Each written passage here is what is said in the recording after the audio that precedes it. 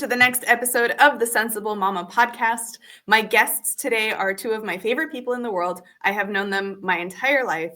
They are my parents. Hello. Hello. Hi. This is Roman and Anna Rubin. We decided to do an episode together because they were the most ideal birth team members that I could have asked for. And so I thought it would be valuable for other moms out there who are thinking about home birth. How do you tell your parents, do you want them at a home birth? How do you make sure that they don't go into a full-blown panic on the subject? And so I figured I would ask you guys for your input on the subject. So what would you like to say on this? It was unexpected. It was unexpected. I cannot say it was not. It's not that we didn't expect anything, but this was like out of the blue. So there are things to talk about for sure. Yeah. And we were scared. We definitely were scared. It definitely was not easy to take the first, like, that's what I'm doing. It was the same, like thinking what ifs and so forth. Yeah, right before we started recording, Dad, you asked me how I told you. And I honestly, I remember the moment that I told my husband, Nick. I don't remember how the conversation went down with us. I mean, I only had a month, right? So I switched. I was going to have a hospital birth. I don't know. I was scared of that too, but whatever. And then it was 8 months pregnant. We had just gotten over COVID. We canceled my baby shower because everybody was sick with COVID and all this nonsense. I was losing my mind because my OBGYN was just making me feel like a crazy person. And then in a whirlwind that last month was like, I'm having a baby at home. I'm preparing everything. I'm doing all the research. And I don't know, somewhere in there, I must have like called you and said, hey, by the way, this is happening or something. Because I don't remember it being like a big to-do. I vaguely remember now that we started talking about it, I remember that you were having trouble with each hospital visit. I remember that after each visit, there was some things happening. They said this, and why do I have to do that? That I remember. There was frustration around it. That's for sure. Yeah. Yep. I remember that Nick had to do like always kind of calm you down every time after the visits. And I think we actually were in your house when you told us that that's it, I'm doing it at home. I kind of vaguely remember that we were in the living room in your house. Could be right where I ended up having both kids actually. Yeah, and then I do remember vaguely having a conversation with you guys that I wanted you there. Like I was assembling my superhero birth squad, and obviously Nick was going to be there. I had my midwife and her assistant.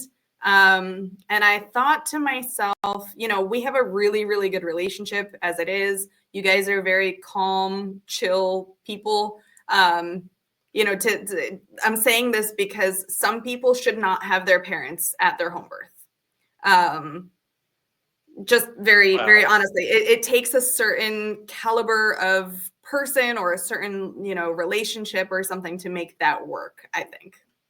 Well, I tell you that when you asked us, of course, in good parents, we cheerfully said, of course. But to myself, it was, I couldn't imagine. To me, giving birth was a kind of bloodbath with screams, and I didn't want to be part of that.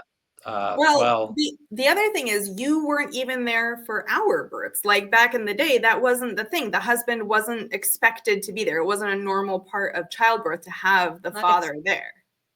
It was not. Oh, it was not expected. It was not possible.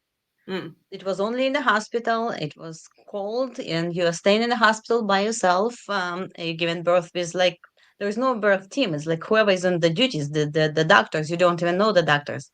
And then for a few days, nobody can come visit you either.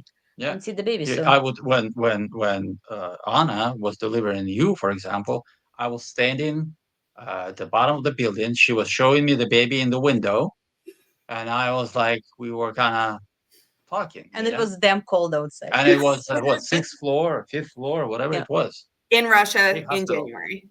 In Russia in January, it was cold. It was one of the coldest winter there.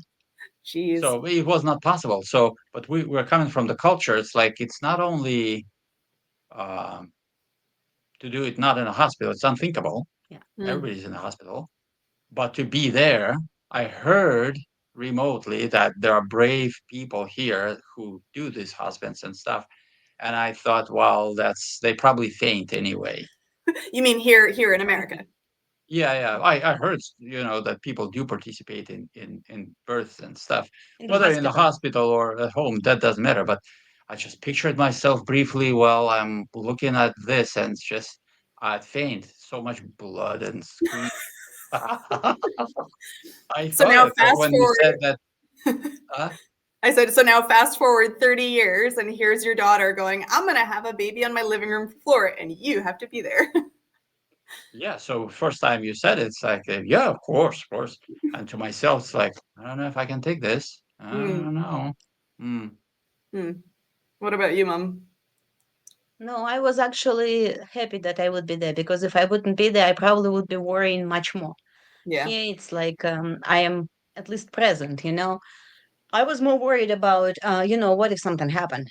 Yeah. That was the most the worry, because like it seems to be the hospital knows all, the doctors knows all, and they have all of the supply, all the machinery. If something happened, blah blah blah blah blah. What if something happened with the baby? What if something happened with the mama? What if the blood? What ifs? I think the time when we kind of come down on that was when you took us to your appointment, to the Oh, doctors, Right. I like remember remember we taking went you all there. together. Yeah. Yeah, yeah. And that was probably the first time it was kind of like more or less we chilled down, because she was pretty chilled. It was like nothing unusual for her. It was nothing like, yeah, that's what people do. And yeah, She was friendly, yeah. of course, but it was so matter of fact to her Mhm. that I thought to myself, well, it's probably a usual thing. I'm just behind. Yeah. No, that was Yeah. very smart. That was very Yeah. smart. I mean, I totally did that on purpose. That was strategic. um, yeah, no, it's funny. Like in retrospect, I have nothing to compare to. I've never had a baby in a hospital, so I'm doing this podcast and I'm talking to moms who have had both, who've had like a hospital birth and a home birth, and so they can compare. These are the pros, these are the cons, whatever.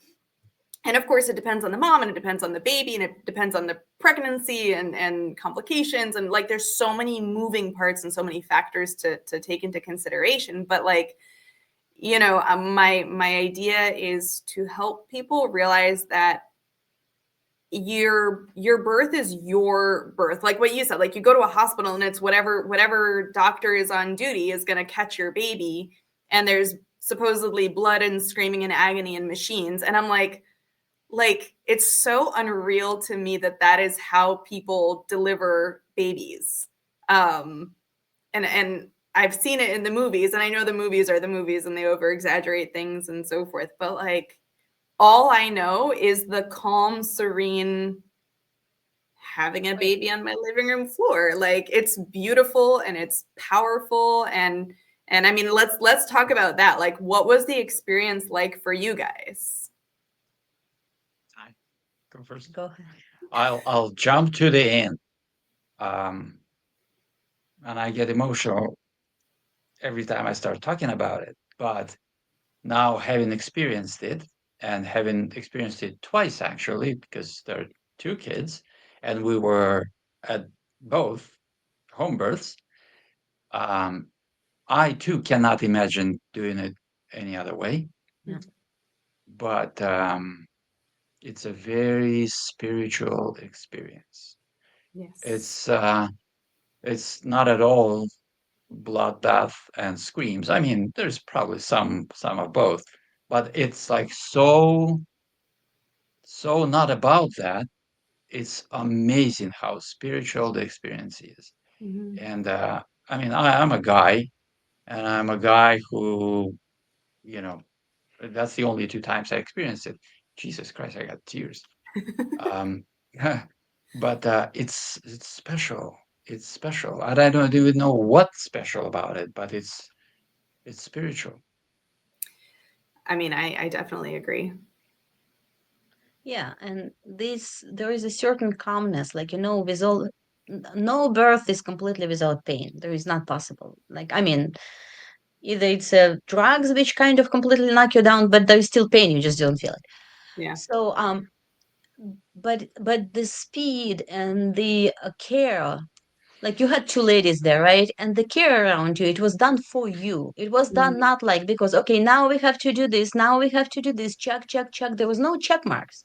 They Yeah. have their own check marks from like to make sure that everything is good.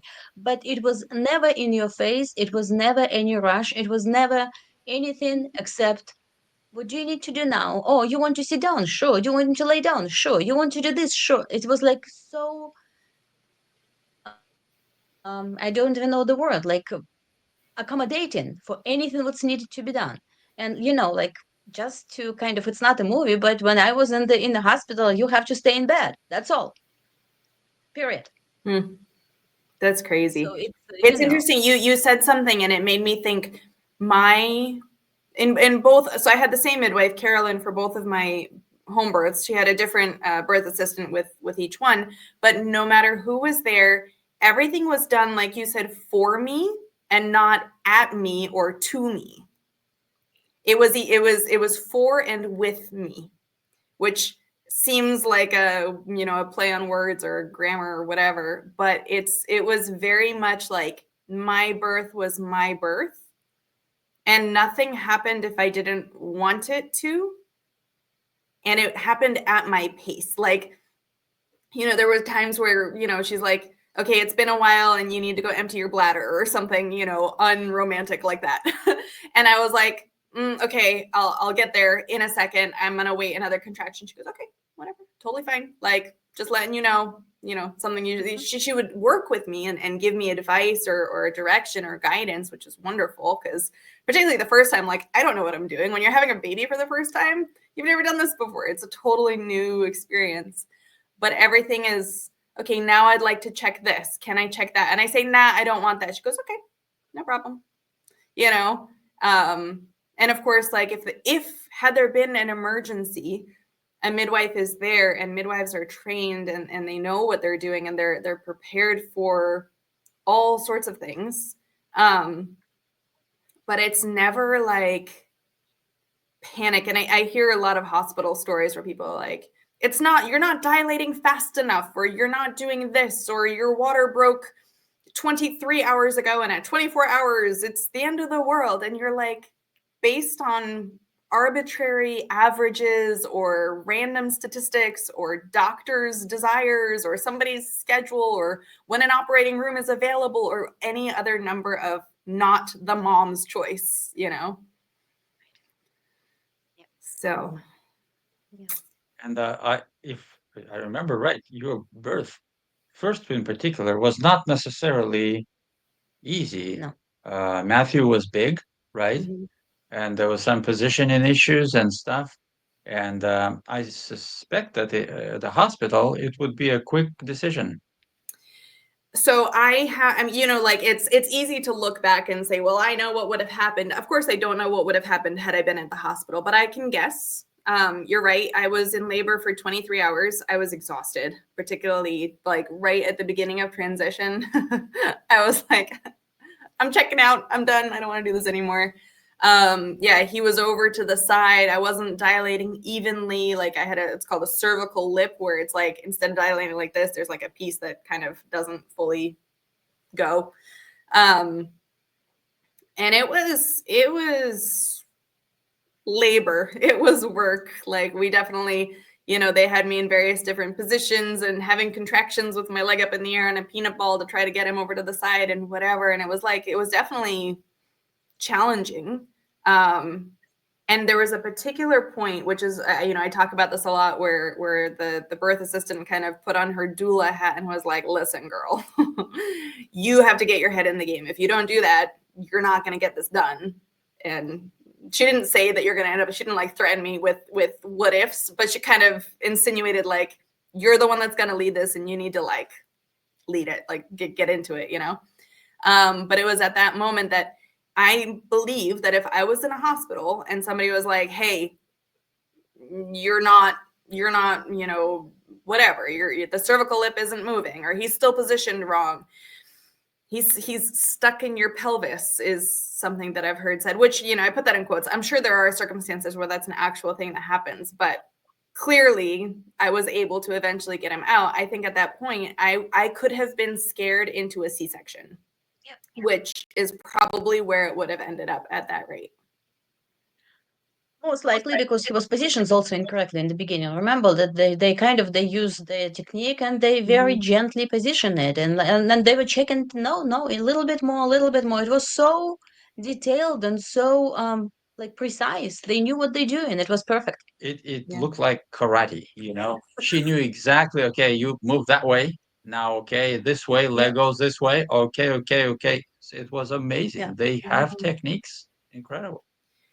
Yeah. No, I'm kind of like agree with you that would it be in the hospital, nobody would take that care because it was very precision procedure, like step by step. We do this, we do this, we do this. Your position in this, we do this. Okay, now a little bit more. Okay, that's all. That's done.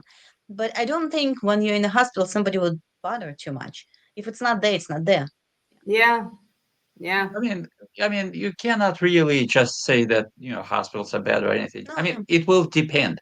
You could hit a good doctor, a good girl today is on duty who is really caring and careful. You may get lucky, but it's just the problem is there's no guarantee. You get what you get.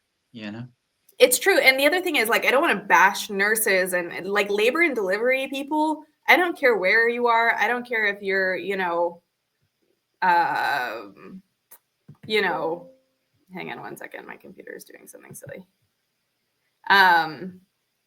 It doesn't matter if you're in a hospital or you're a home birth midwife or whatever. Like, if you're helping babies or a surgeon who's doing C-sections, if you're helping babies come into this world, you're doing some really amazing work, and most likely you're an amazing person who deserves a lot of validation. You know what I mean? Like, for sure. But in a hospital, have restrictions. Yes, exactly. In a hospital, you have guidelines that are, there's just rules, and the rules are there in place for a reason. Like, somebody somewhere, researched, and they said, okay, if your water breaks after 24 hours, it increases risk of X, Y, and Z. Fine. Like, that is probably based in fact. But then they make a blanket rule that doesn't take into consideration any other factors. And they say, okay, to keep ourselves and our patients or clients, whatever, I hate calling patients because birth is not an illness. You're not sick. But to keep the hospital public, safe, we're going to make a rule that covers everybody. 24 hours is the cutoff. After 24 hours, you go to the operating room or whatever. I get why you would do that. Hospitals have this pressure of insurances and possible claims and lawsuits and whatever. They're under so much pressure, they probably cannot allow themselves to be gentle. They just have to follow rules. Otherwise, somebody will chop them up. Yep. Agreed. And so it takes it away from, even if you have a 50%, mama's birth and 50% of it goes the way that the hospital wants. My take is, but at home you could have 100%. You know what I mean? Like, there was not a moment. So my second birth was significantly faster, and everybody got there like, well, you guys were a little bit early. I think you were there for like 2 hours. But my midwife and her assistant didn't get there until like 20 minutes because I thought I had many, many more hours to go. I was like, it'll be later in the afternoon. It'll be way later. So much so we didn't have time to fill the tub. It was just that deep. Nick and I were joking about that the other day. He's like, we're going to be on like baby number 10. I'll be like, I'm going to just sit in the river for the last month of my pregnancy. I'm going to have my baby in the water. But yeah, no, the second one was definitely a lot faster. But no matter what, like, I always felt like it was happening at my, I mean, I didn't have the birth that I wanted. Both times I wanted to have the baby in the water. So was it like exactly the picture that I envisioned at the beginning? No, but I look back on both of my births with such pride and so much, it's despite there was pain and very intense discomfort and emotional ups and downs and all that, but like, I look back on them and I'm like, I did that. That was so cool. And it's like a moment of, I don't know, accomplishment and then I got a baby out of it. Beautiful, perfect, wonderful, healthy babies. And both of them were like, you know, Matthew stuck his head out of me first, and then he opened his eyes before his body was even born and started crying before his body came out. He was just like, let's go, let's do this thing. And then Oliver was he came out all on his own volition. I was like, you're gonna stay in, and he's like hell I am, mama, here I come. And then out he came, and we barely caught him. So, you know, very different one to the other, but both are very much pleasure moments for me. You know, I look back at them and I'm like, that was cool. Here's another thought. I'm just looking back at this whole experience, kind of replaying it in my head. But for the little baby, I mean, people don't think of babies as perceiving everything or hearing anything. Of course, you know, they're just little life, but still, there is something in them perceiving all this nonetheless. And so it's actually amazing to perceive, you know, friendly environment and nobody's rushing around, nobody's yelling, oh, I need this tool and this instrument and this, da da. Everybody's kind of calm and chill. And it's they must perceive it on some level that everything's okay. Nobody's Mhm. upset at anybody, you know. So it's good for the baby too, must be. I Probably agree. because first of all, it's not even like torture right away. So they take the baby and they let him be. They don't have kind of measure, pull it Oh, out. that's Then right. She said that, oh, nothing, we're doing nothing, just yeah, sit with the baby. Well, how much? Half an hour she gave you or something. It's like, okay, yeah, you An just, hour and no, a half. an hour? yeah. An hour and a Yeah, I half. remember she said that, no, nobody touch Nobody her. touches. Let's Let's yeah, just, yeah. no measuring, no nothing. Let's just let her be. Everybody be quiet and that's all. It's amazing. Yeah. It is amazing. And like, to me, it felt so natural to just, you know, I gave birth to my baby, and then we move away from the place, my living room floor. We had like, you know, sheets on the couch, and I sat down on the couch and I kind of got myself all comfy and bundled up, and my baby is on my chest, and we just snuggled. And it was like you don't want to do anything else in that moment. There's absolutely nothing in the world that you want. I mean, for me, I'm speaking for myself, obviously. Maybe other moms are different, but I was like, all I want to do is smell this baby, which sounds very creepy, but it's just this thing where you're like, it's just this baby and it's mine and I made this, and you're like, I don't want anything else in the world right now except this baby. And then that's what you get. You just get your baby on you. And then, you know, an hour goes by and you're like, what's happening? Oh, the pool is already cleaned up, and somebody's bringing me some tea and some snacks. And, you know, I think you ran out and got me sushi, and because I couldn't eat that during pregnancy. Anyway, it's so peaceful and beautiful and calm, and like, I hate hospitals as it is. Like, you know, no matter what, I've never, have I ever gone to the hospital? Well, I've gone to the hospital once or twice, but like, even just going to visit somebody in the hospital, there's like the sterile smell, and everything is like beeping, and there's wires, and there's Yeah. random lights and gurneys and this and that. And you're like, they try to make it look pretty, you know, they try to have like plants and pretty pictures and stuff, but you Yeah, can't I mean, mask a people hospital. trying. Yeah. Yeah, Yeah. yeah. No, they But it's not home. That's Right. the difference. It's not home. yeah.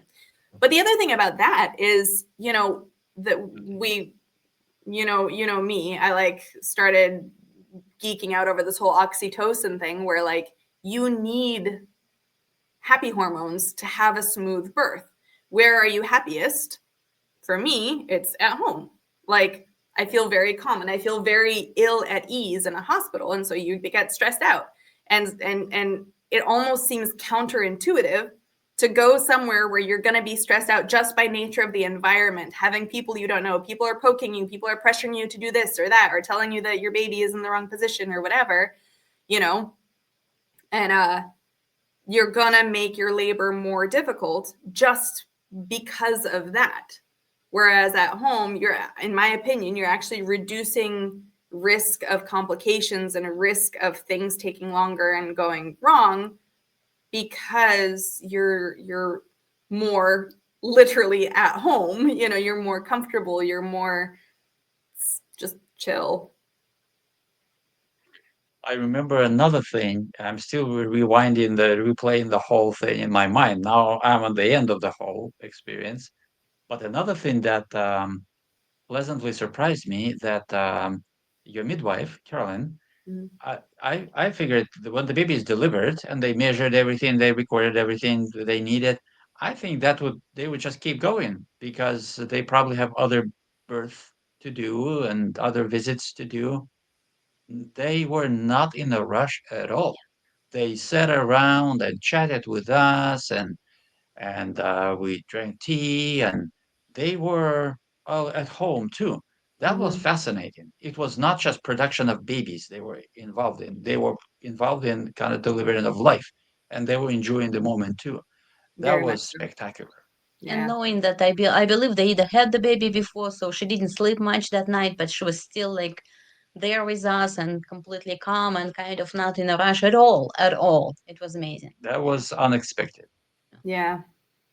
Yeah, and it's funny, like again, I don't have anything to compare to, so to me that's just how it is. That's just what happens, but I don't think that that is true in a hospital, you know. Definitely not. I can tell you not, because the first thing they do, they take the baby away to measure, and you hear the screaming baby, because it's like crying, and you don't feel good about it. Jeez.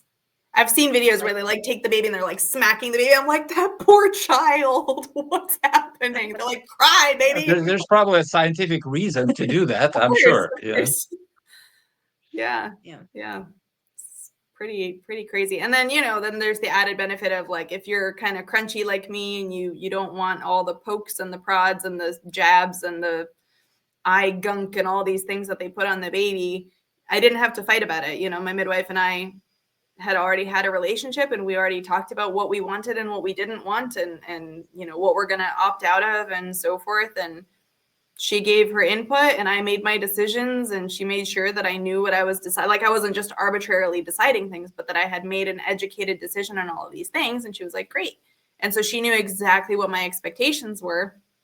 And there was no friction. There wasn't like, well, you really should do whatever. And I was like, you know, I was really, when I was pregnant with Matthew, I was really dreading that. I was like, I'm going to be exhausted because I've never given birth to a baby before. And I don't know if I'm going to have the strength or the will to fight with doctors about what I do or don't want done. So I'm like, okay, write it in my birth plan, but is that going to be enough? What if they take the baby away and secretly do something to the baby that I don't want? You know, like even something silly like cord clamping. Like I wanted the cord to be left alone for a while. I didn't want the baby bathed right away. And I'm like, what if a midwife comes in and just not thinking, not a midwife, like a labor and delivery nurse comes in, and not even out of malice, not even out of, you know, being mean, just having not, just because it's the routine. And she would think, okay, well, everybody gets their baby washed because they have all this gunk on them. And so I'm going to go and wash the baby. Well, I was asleep or something like that, you know? And I'm like, all these what ifs and whatever, it just all went away with the decision to have a home birth, which is added bonus, I suppose. I actually remember that you were preparing Nicholas to be able to fight for you. You were saying that I will probably be not, so be ready for not to allow it. I remember when you were still for going to the hospital. Yeah. So yeah. Yeah. And I mean, to stay on positive vibe, um, people deliver babies in hospitals every day and successfully, and there are successful people and lead successful lives. So it's not like life and death, deliver in a hospital or, I'm just, to add this, just so we don't just bash hospitals, scare people who are trying to do it in a hospital for whatever reason. And there are reasons, Mhm. but I just want to say that this home delivery, it's a special thing. Yeah. Hospital delivery is as good, and babies are as amazing born in a hospital, but home experience just adds a spiritual twist to the whole thing. Totally. I agree. So And what would there are you situations, sorry, go ahead. there are situations when it should be in the hospital. There are Yes. definitely situations when it just have to be. Don't even don't even like try, because it's too dangerous and you are putting in danger two lives and probably people around you too. So there is no reason. Yeah, and But I agree. There's and I first would even say separate. that there are times for a C-section. Like I'm Oh, very sure. grateful that the medical, whatever industry or profession has developed a way to get babies out safely without harm to the mother in the event that something like that is needed, because there are definitely times when that is needed, and in the past things would not go so well, to keep it very euphemistic, without that medical. But it's become so overused, that my goal is, like you said, like, I don't want to bash hospitals. I don't think that everybody should have a home birth, because the other thing is, maybe your reason for having a hospital birth is because that's where you feel safer, which is a good enough reason by itself. But like, you should make that decision weighing all of the information. And if at the end of the day you're like, I just feel safer in a hospital, fantastic, you should have a baby in a hospital. Like, that's great. Just prepare yourself for all the things that you may have to deal with in a hospital. And as long as you're ready and you know what you're getting into and you've made an educated choice that's sensible, then great, more power to you. And you're going to have a baby, and the baby's going to do great, and you're going to do great. And I have like nothing negative to say about that. But I don't want it to be the default that we just hand over and we say, hey, I'm pregnant. Here, doctor, do the thing, like, it should be you as the mother are having the baby, and it should be your birth, your way. And if you're like, hey, I need a C-section, then you're the one that's deciding, I'm getting a C-section. You're the doctor that's going to do it. Here's what I want. Here's what I don't want. I want skin to skin. I don't want that. Like, research C-sections, like, get all into it, Right. That's my thought. And there is also, like, remember, like Carolyn told us immediately, we asked her what happened if something happened. Mhm. She had all of the backup plans. She has like a hospital who was standing by. So if something would happen, it's like, okay, it's all set. So no worries. Yeah. That actually also was part of the plan. Yeah. And it's And it interesting. was good. No, it's interesting that, like, people think, I know I thought before I really started doing the research, I'm like, people who have home births are like weirdo hippies that also live, with goats in a tent and dance naked in the moonlight or something. Probably are. They I mean, probably are. I'm sure they do. But like, if you hire a midwife, you're hiring somebody who is actually trained in the medical aspects of it as well. Like, it's not like you're like, some people do have unassisted births where they just don't have any professionals there and just catch the baby themselves. Again, I'm not going to bash that, because I kind of understand the desire to do so. And if you've got the confidence and you've got the skill, I don't know, go for it. I don't really have anything negative to say about it. But if you're hiring a midwife, you're hiring somebody who's got literal medical equipment and is very, very well trained in what an emergency looks like and what a non-emergency looks like, which is also super important. Like, there are ups and downs in a labor, and things can go bad. Do you know what I mean? Like even for me, there was a time where I just had no energy. I was like, they're like, how do you feel about pushing? And I'm like, I don't think I could blow my nose right now. Like, I don't have any energy. And they were trained in that, and they were like, okay, cool, we have things that we can do about this. Like, it's not like birth just happens at you and you're at the mercy of whatever happens. Like, you actually can play a causative role, and the midwife and her team are trained in, how do we get you to a point where you are playing a causative role in your birth, which is like, that just, it's just, the whole mentality is just kind of amazing. Yeah, at home, as an outsider looking in, feels like you are delivering the baby. It's not the hospital delivering the baby for you, because the whole thing revolved around you all that time that we were there. Yeah. That's good memories. Now, now that we're talking about it, very good memories. For some reason, I remember the first Matthews more because it was first for me, It was longer. and longer and more intense. But I'm looking back, and it's very good memories. with the second with Oliver, we were going to take Matthew for a walk at the time. They just were put in the Yeah. jacket, one like rah, rah. Okay, And I'm we're not like, gonna. the jacket's back. Okay, we're not going for a walk. I remember that. Despite my like focus, I was still very keenly aware. That's another thing, is like in assembling your birth team, people will often add them in a bunch of like Facebook groups of like home birthing mamas planning their whatever, and they're like, should you have your the siblings, like older kids of yours, at the birth? And my answer is always, I can't answer that for you. You know, like it depends on you and your relationship and your kid. Like if the kid's just going to be, no offense to kids, but sometimes kids are little terrorists. And if your child is going to be a little snot and you're just going to be annoyed the whole time, then no, you shouldn't. You know what I mean? If you feel like having your kid there is going to be more distracting for you, then no, go send them to their grandparents' house or to a friend's house, and that's totally fine. For me, I mean, I'm very attached to my children, probably too much, perhaps. But I had never had them just like go to your house even overnight, you know, like I'm very, very attached. I'm a stay-at-home mom. I'm with him 24/7. I know all of his, you know, if he says, I know he needs milk. And if he says, he wants water, like, you know, like I speak his language and so forth. And so for me, if he wasn't home with me, I would have had attention on him. And I feel like that would have like pulled me out of the zone, if you will, to some degree. So I was like, cool, I have you guys there. And, you know, Dad, you were kind of the Matthew in charge, and you were there to distract him. Honestly, he was only awake for what, like 2.5 hours of the whole labor. But it was great. Like toward early labor, he was over and he'd come over and he'd pet my back. And, you know, we had watched some birthing videos together, so he knew what to expect and he knew what was going on. It wasn't like mom just like randomly woke up screaming and he didn't know what was happening, because that would be really traumatic and terrible.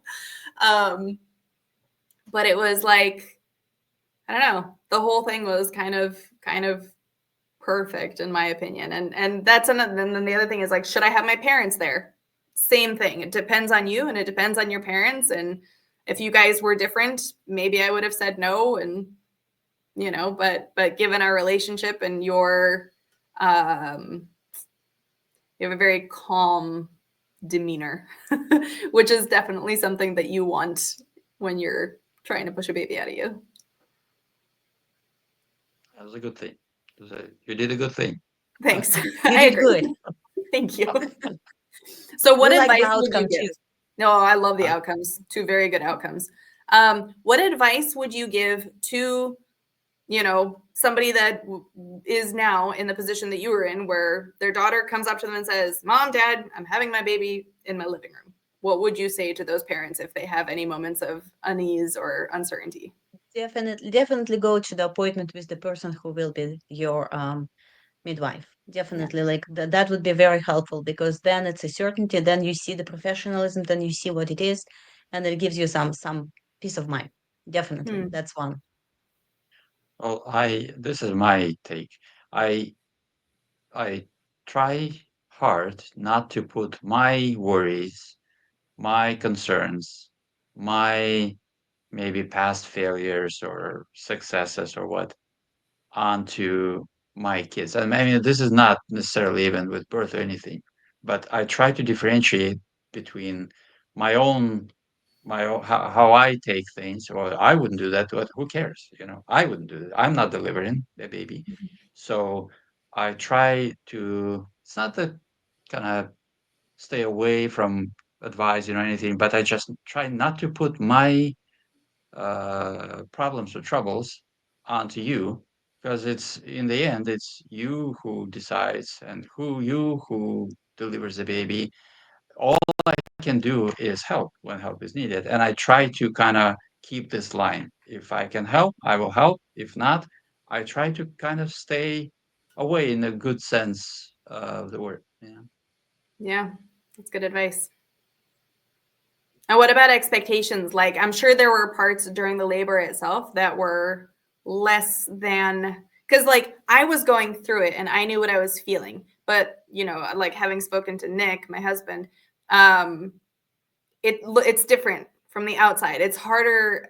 Well, I don't know if it's harder, but it's different, and it is not easy to watch somebody you love go through pain or failure or discomfort or misemotion or anything negative like that. So, I'll ask about the positive afterwards, but to sort of first off, was there a moment where you had to overcome any sort of trouble along those lines on your end? Oh, absolutely.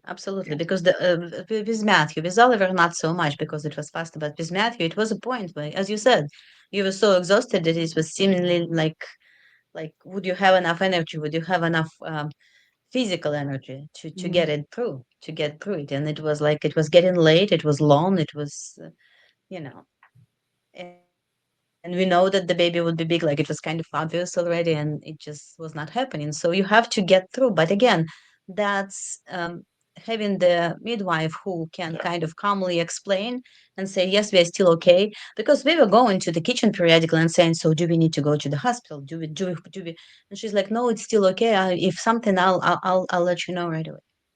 That helps. Yeah. Yeah. But yeah. Same here. And also, it's hard to think of it like, what if this happens and what if that happens? When you're in the moment, Yeah. you take it as it is and you just go with emotion and try to help where you can or stay away where you should. And it's kind of okay. Thinking back or thinking ahead is harder than just be in the moment. It's okay in the moment.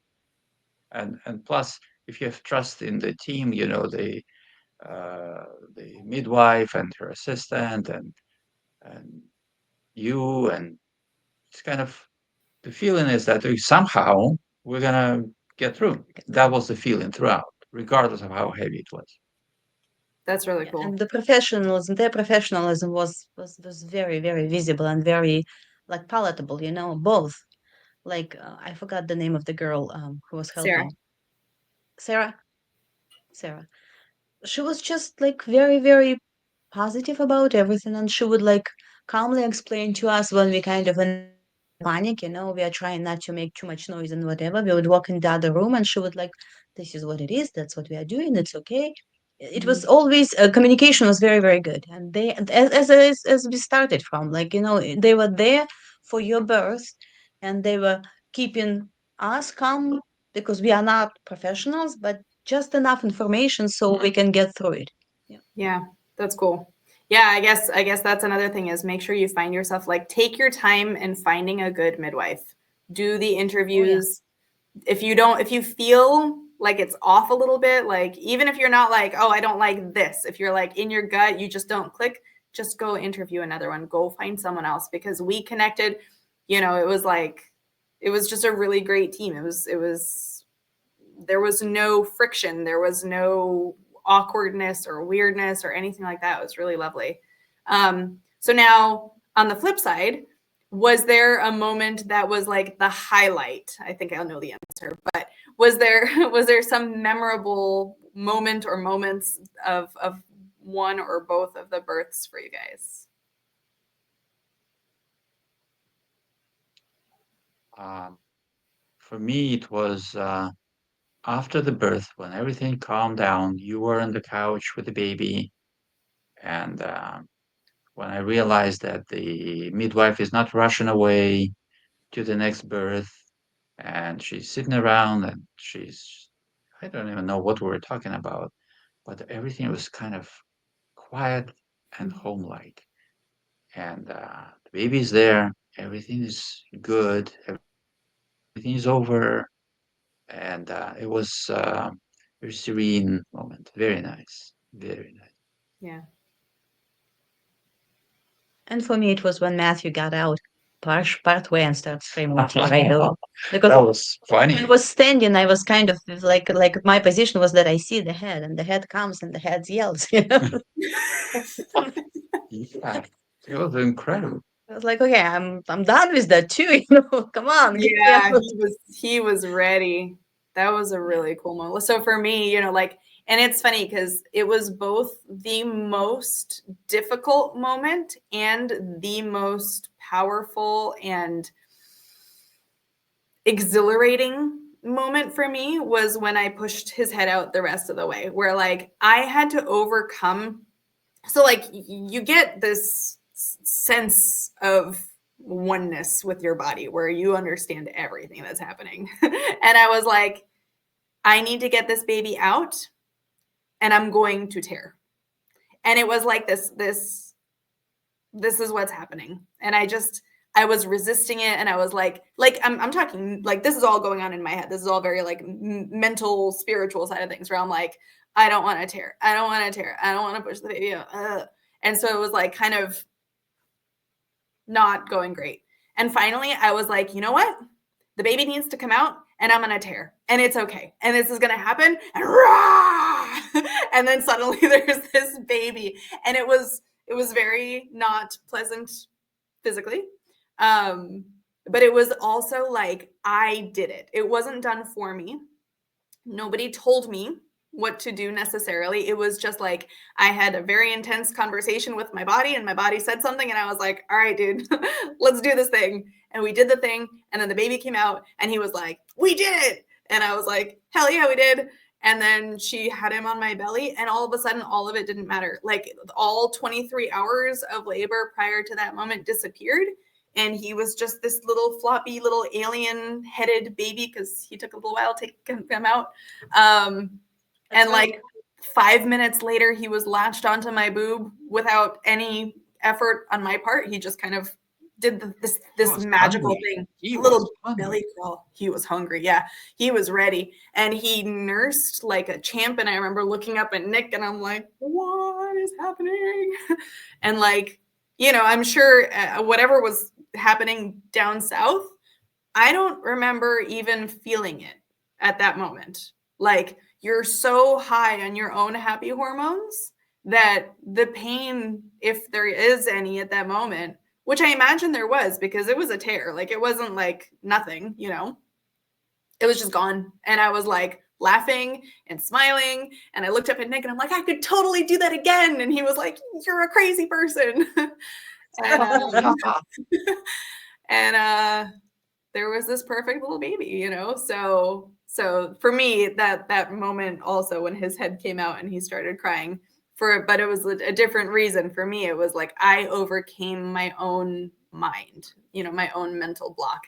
And in that moment, I learned something about myself that like I can tolerate stuff much more than I give myself credit for. And I learned that about myself, you know. And I don't think I would have had, well, I know for a fact I wouldn't have had that opportunity in a hospital because somewhere along the line, some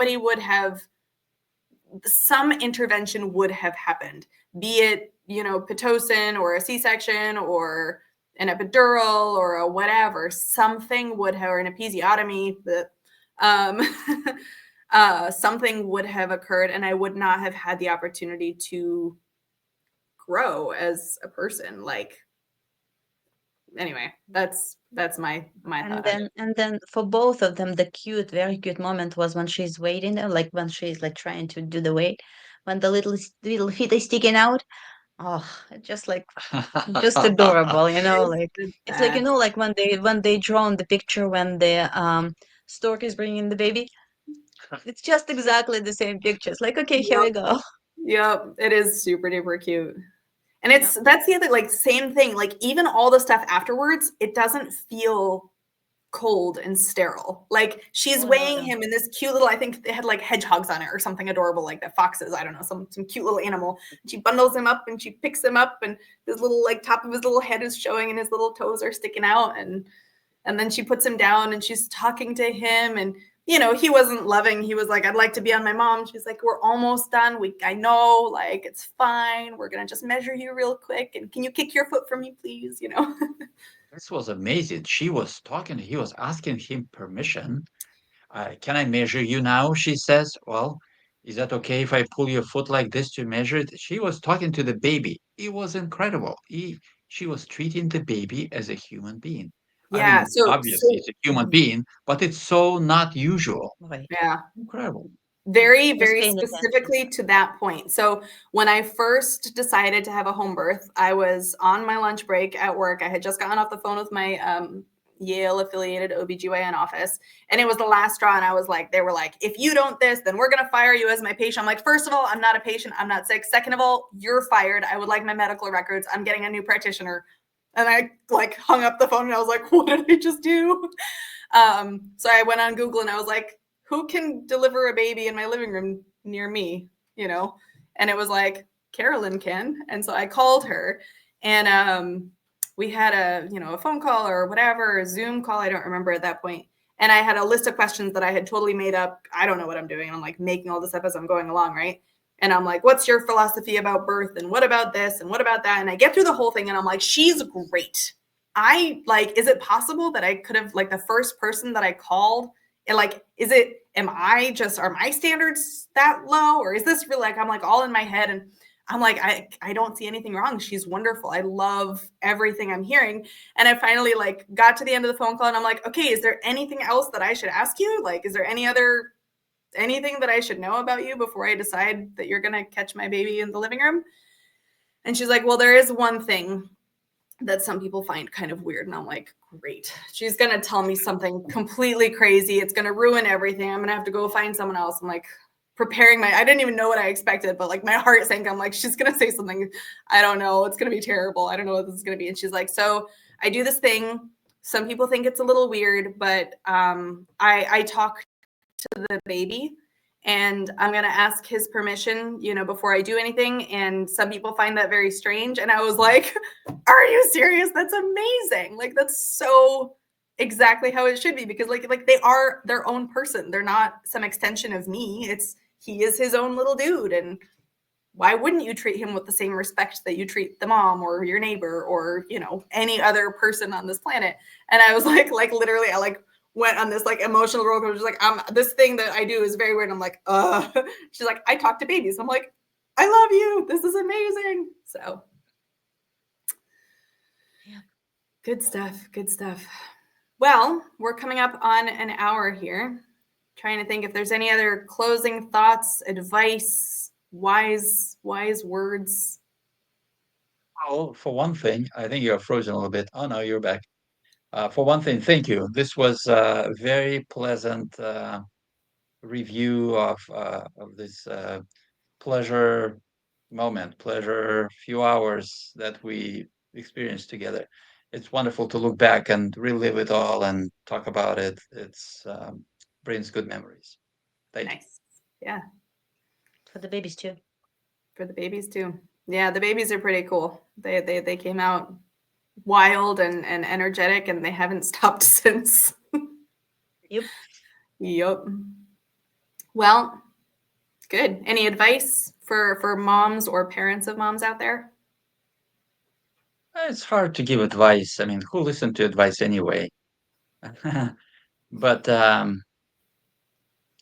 I think you did a good job. yeah, first you did a good Yeah, job. you did a good job preparing us.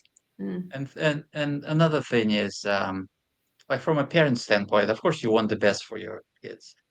And it's one thing as if a kid wants to do something weird and completely destructive, and that's one thing.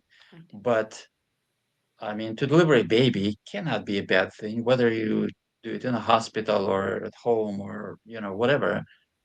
It's a good thing. So Be willing to be experience willing to everything. experience it, to help and make it a pleasant experience. It's a special moment anyway. So maybe we shouldn't try it. You should try not to ruin it with some opinions or maybe old ideas or something, because it was very special. In the end, it was a fantastic decision. Regardless, our first take on it doesn't matter at this point. It was fantastic. I'm so glad we just calmly said, "Oh yeah, sure, oh great." Inside, it's like, "Rrr." So it was a good decision on our part too. Yeah. Well, yeah, I guess I'll just close out by saying that I feel the same. I'm very grateful that you didn't add any of that, like of course, I have my own stuff going on. As the mother of a baby, you want the best for the baby. Like your number one goal is, I want to have the healthiest baby in the best possible way with as little damage to me as I can get away with, right? Like that's the goal. And so I'm sitting there trying to make the best decision with all the information I have. And of course, I'm expecting other people's opinions, and I'm like bracing myself, like, oh, somebody's going to tell me something and I can't let it affect my decision. And it was very refreshing to be able to openly say, this is what I'm doing and this is why, and this is how it's going to go down.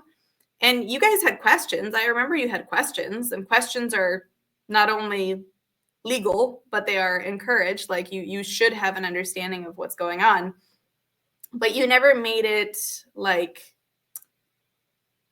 stressful or like you were doubting me in any way, which helped me build my resolve that I can do this. And that self-confidence is crucial, you know, like with anything. If you decide that you can do something, your chances of doing it are a lot better, right? If you decide you're going to persist at a goal, you're probably going to make it because of your decision to persist. That's a huge component.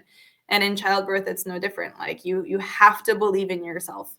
And it's a lot easier to believe in yourself when the people that you love the most also believe in you. So I appreciate that very much. I'm very grateful for you guys and for Nick for being very, very supportive with a capital S on the whole project. So there you go. I think that's a good place to end. Thank you very, very much. And yeah, I look forward to seeing all the rest of you guys in the next episode of the Sensible Mama podcast.